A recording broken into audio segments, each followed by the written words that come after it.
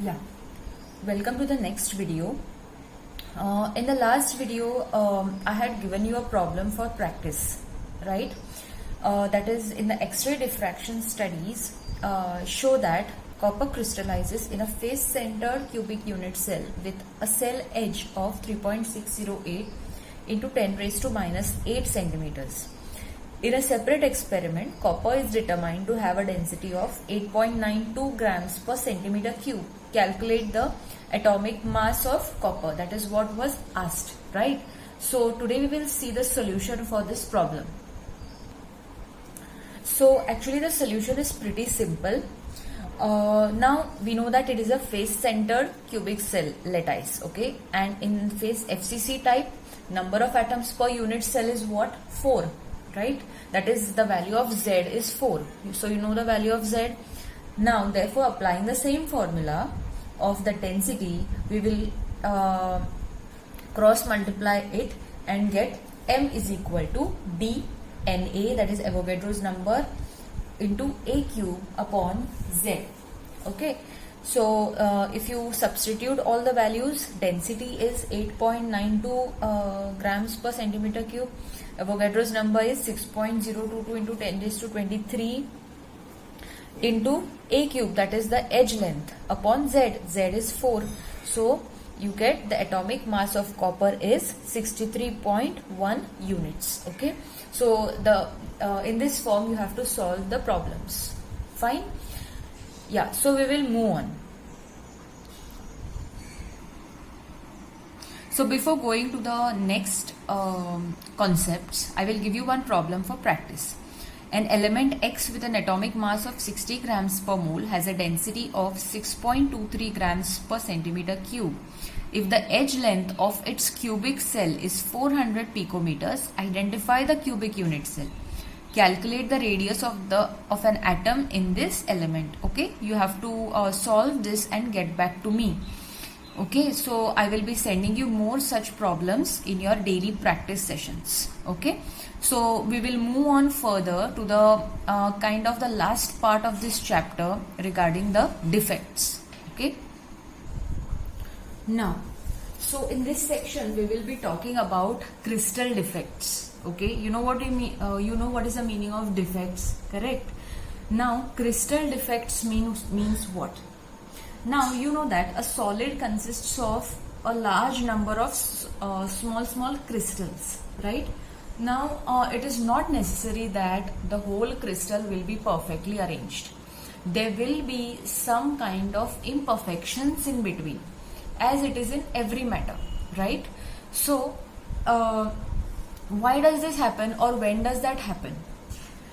That happens when crystallization as such in a process occurs in a very fast rate. Okay, defects in crystals when crystallization occurs at a fast or moderate rate because the constituent particles may not get sufficient time to attain the perfect order. Okay, you get the meaning of this sentence? Defects arise when the crystallization process is fast. What is crystallization process?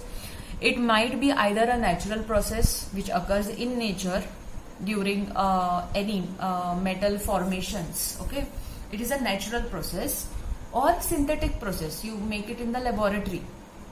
If there is a process called as crystallization or purification of any substance, and in that process, if it happens too fast, then the crystal has certain kinds of defects in them, which we'll be studying very broadly. Okay, so there are two types of defects.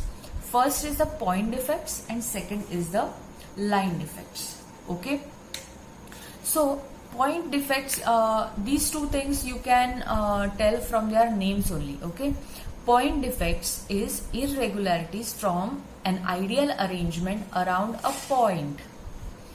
Around a point. Now here a point means what? It is referring to one atom, okay, or one void, tetrahedral void, octahedral void, your simple lattice point.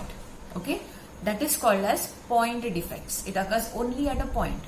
And second type is the line defects, that is irregularities along an ideal row or an entire line. irregularities from an ideal arrangement in an entire row of lattice points. Okay. So based on that, we have two types, that is point defect based on the area at which it is happening. We have two types, point defects and line defects. Okay. Now coming to the first, that is point defects. Now, as I said, point defects are what? They are irregularities around a single point. Okay. These are also called as these are further divided into, the first is stoichiometric defects, okay, and the second is non-stoichiometric defects. Okay, we will be looking into that further. First, you focus only on stoichiometric defects. Now, what do you mean by stoichiometry? You know, okay, points that do not disturb the stoichiometry of the solid are called as stoichiometric defects. Okay, they do not affect. They are also known as intrinsic or thermodynamic defects. Okay, so what do you mean by stoichiometry? That is the ratio between the cations and anions, or its molecular formula remains the same. Okay, this is also known as the intrinsic defects or the thermodynamic defects. Now, these stoichiometric defects are further classified into two types. The first is, in non-ionic solids, you have what is called as a vacancy defect and an interstitial defect. Okay. Now, what is vacancy defects? Vacancy meaning, you know, vacancy means empty. Okay. Vacancy defect means when some of the lattice sites are vacant. This is called as vacancy defect. What happens when there is a vacancy defect? The density of the solid as such will decrease. Okay.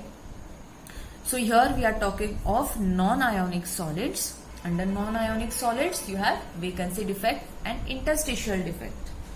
Okay, before interstitial, under vacancy, I will tell you, this defect arises when a substance is heated. Okay. Okay, moving on. Interstitial defect is the one in which some of the constituent particles occupy the interstitial sites in between the crystal. What happens because of this? Because of this, density increases. Okay. Here your density is decreasing. Here your density is increasing. Okay. Now this interstitial, these we are talking about non-ionic solids. Now we will see about ionic solids. Okay. Ionic solids show two types of defects. That first is the Schottky defect and second is the Frenkel defect. Okay. Now, Schottky defect is nothing but a vacancy defect. Okay. But in ionic solids. What are ionic solids? Those which are made of cations and anions. Okay. Schottky defect arises when number of cations and anions are missing from their lattice sites. Okay. So in between, like see here. Okay. Here, then here. Okay. Here. They are missing. Okay. In between the lattice, one cation or one anion will be missing. But will it affect the electrical neutrality here? Plus minus, will it create an imbalance? No. Okay. It will not create an imbalance. It will remain the same. Equal number of cations and anions will be missing, so that its electrical neutrality is maintained. Okay. This is the Schottky defect. And second is the Frenkel defect. Okay. Frenkel defect happens when usually the smaller ion. Okay. Now which is the smaller ion generally in a cation and anion? Can you think? Yes. Cation is smaller or anion is smaller? Yes, the cation is smaller. Why? Because it has lost an electron. right? So plus charge means a smaller size. Okay. This is just general. Okay, it ultimately depends on the size of the atom. So generally, the smaller ion, here we are considering a cation, is dislocated from its normal site to an interstitial site. So what happens? From where it is dislocated, it creates a vacancy defect. And where, see, for example, here this plus charge was initially located here. Okay, from there it moved and it settled here. So what happened? It created a vacancy defect here and an interstitial defect here. Understood? So here you get vacancy and interstitial defects.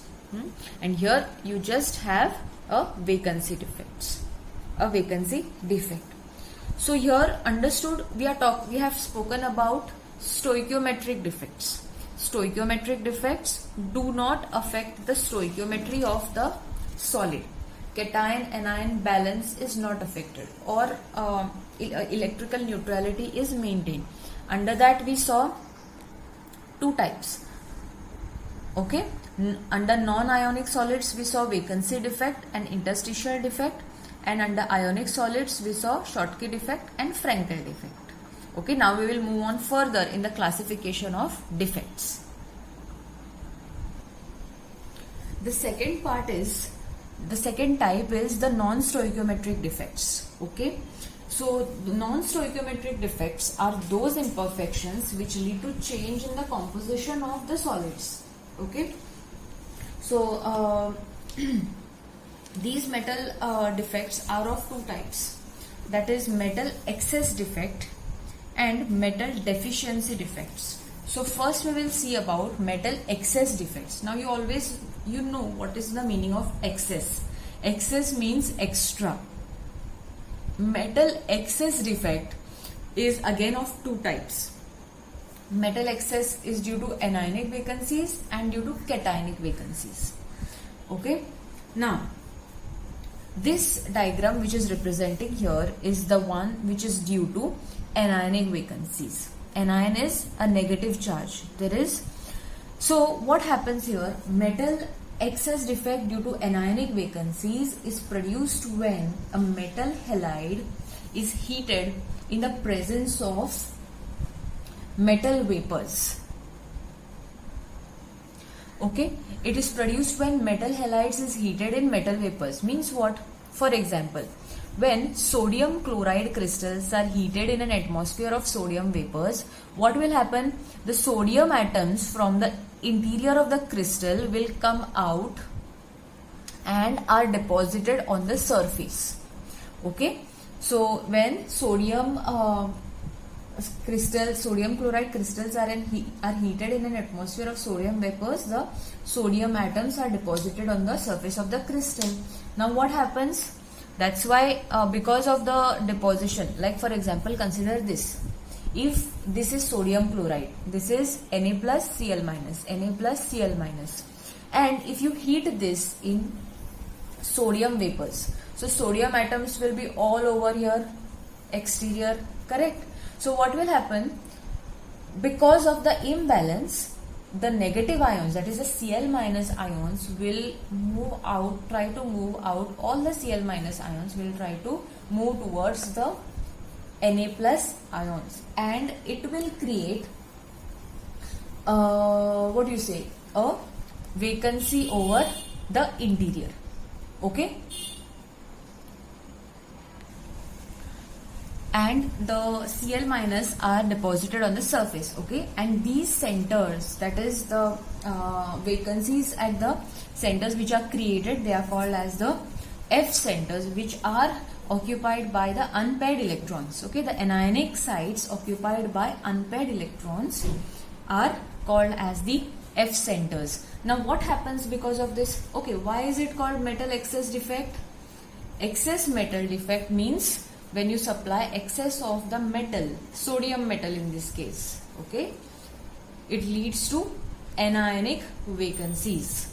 Okay, and what happens because of this it imparts color to the crystal. Sodium chloride will get a yellow color, KCl potassium chloride will get a purple color, lithium chloride will get pink color because of the anionic vacancies, okay, or the metal excess defect.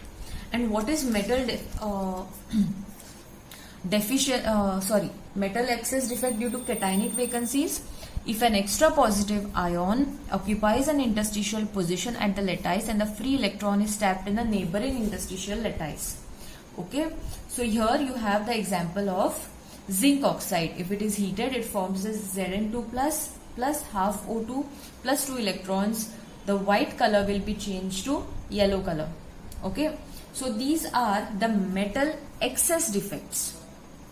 Metal excess defects.